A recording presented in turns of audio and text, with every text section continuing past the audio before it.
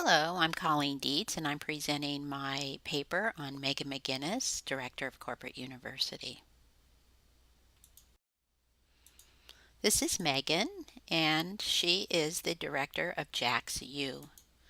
Megan also is working on completing her doctorate in the Rossier School of Education at USC. Megan shared with us her responsibilities. First of all, she's a manager and leads 18 innovative and creative individuals who are responsible for developing all the training programs for Jack in the Box. In order to do the work that she does, she has to interface with an array of stakeholders. Not all of these stakeholders, this is just a graphic, but she did mention in particular the franchisees as well as the employees. Another stakeholder is her CEO, to whom she is accountable with the decisions that she makes, the choices that her team makes, and the impact of their budget. Megan shared with us her educational path, and I went to LinkedIn and mapped onto it the positions she's held. So she started by earning a bachelor's in communications and also worked as a faculty evaluator at University of Hawaii. Then she went on to work on her master's degree at Cal State Fullerton in human performance. That led her to a position at St. Jude's Hospital and finally to JAX U.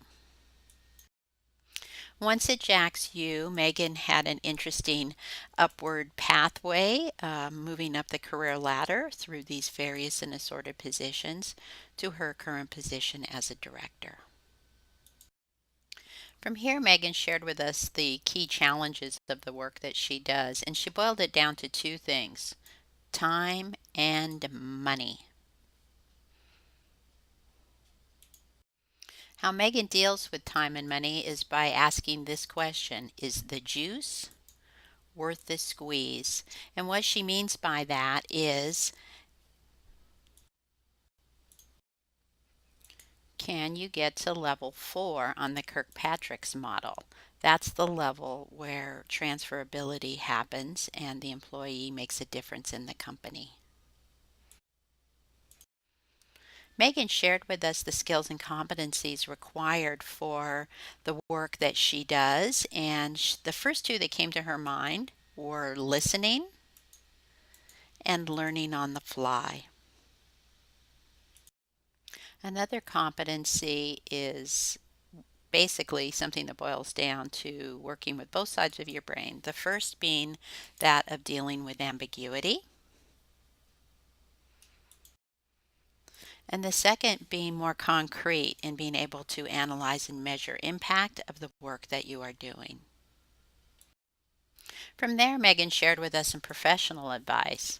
And the first was that if you're going to go into design, you should probably be a program manager first so that you can manage the implementation, be on the ground, and see what works and doesn't work with students. Megan also believes that people who do the kind of work we do, which is education, should be lifelong learners. As she says, we are a worked example. Megan also suggested we think about joining a professional organization. Two that she mentioned were the American Society for Talent Development and the e-learning guild. And she mentioned the e-learning guild is to help people who are working with online programs. As I reflected on the impressions that I left this presentation with, I was very inspired. I find Megan to be a big picture thinker that has taken her pretty far at such a formative stage of her career. And in particular, I liked how she reminded me that education is a game changer and that being a part of it is a contribution to society.